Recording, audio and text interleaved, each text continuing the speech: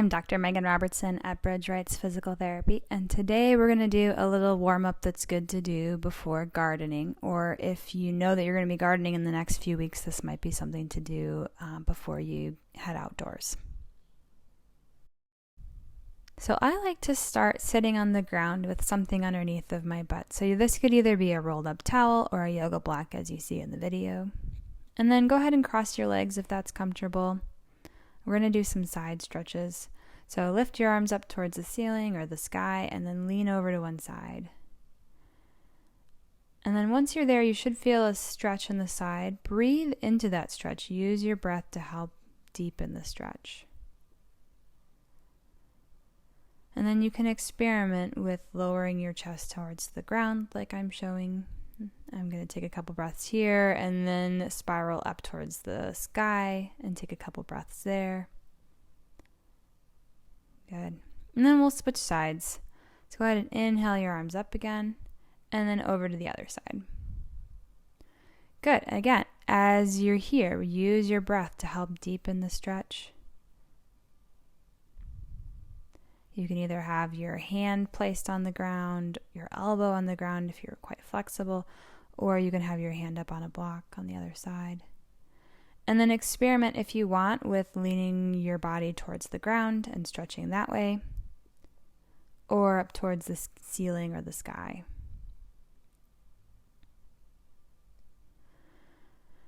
Next, we're going to do a stretch for the toes. So toes often get a little bit sore, especially if you haven't stretched them all winter and you're going out gardening. So we're going to start off. So this is a stretch here. You can stay in this position the whole time, or you can slowly walk your hands back, keep those toes tucked under, and then use your weight to help deepen the stretch. But that is definitely not necessary. You can do this in as comfortable a position as possible. And throughout the season, as you keep doing this stretch and as you garden, your toes will loosen up and this will be more comfortable.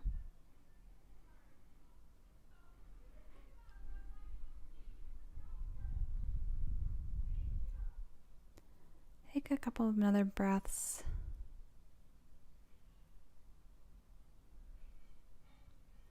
And then we'll grab the block again. And this time you're going to place it like that between your feet and sit on it. So I have it on the second height. Or you can bunch up that towel or sweatshirt or whatever. And we'll start off with some rounding and extending through the spine. So I like to have my hands on my thighs and then slide them down towards my knees and up towards my hips as I do this. And I like to pair it with breathing. So inhale, out, open and up. Exhale, close and down. We'll do about 10 of these.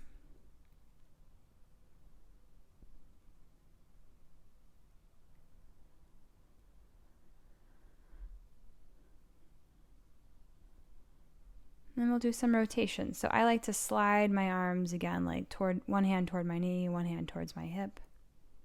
And as I do this, I'm getting rotation through the spine. If the hands are a distraction, you can put them in like a yoga prayer position. But if you do have your hands on your knees, you can do gentle traction to help increase the twist.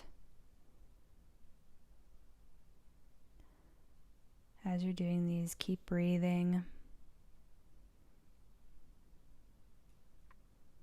Should be pain-free and comfortable.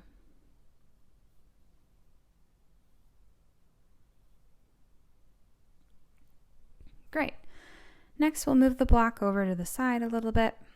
And you're going to come and do like kind of interesting version of squats. So you can either tuck the toes under or have the feet flat. And then you're going to lift up and extend through the hips. As you're doing this, you squeeze your butt to come tall. So you're coming from a low squat or a low kneeling position to a high kneeling position. Great. After 10 of those, you're going to come onto your hands and knees, and we'll do an exercise for the shoulder muscles. So for this one, I have my arm like a 90 degrees. my thumb up towards the ceiling, and I'm holding onto the block for a little bit of weight. You could also hold on to a shovel or some other gardening tool, or do this without any weight at all.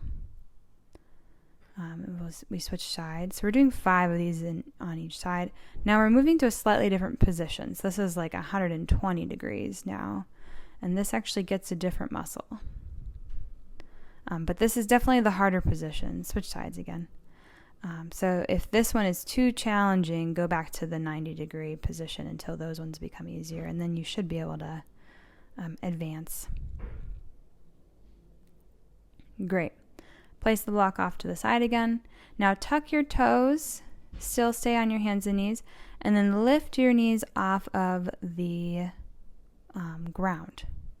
And from here, we're just going to hold this for a few breaths. And after a few more breaths, I'm going to do another thing to make it a little bit harder, but you can also just stay here. Great. Now I'm going to do little lifts of my toes, trying to do it nice and controlled. Keep breathing. As you're breathing, inhale, let your belly expand. Exhale, pull your belly button towards your spine. Great. Now we're doing an exercise for the hips. So these are called fire hydrants. So the first 5 I'm going to use with my knee bent, and then I'm going to extend my leg. This is much harder. Feel free to do 5 more with the knee bent. Move within a pain-free range. Great. And switch sides. Keep the knee bent. Lift the knee up. Nice and controlled through the pelvis. And then straighten the leg and do 5 more. Pay attention to your elbows. There should be a slight bend. Great. Have fun gardening.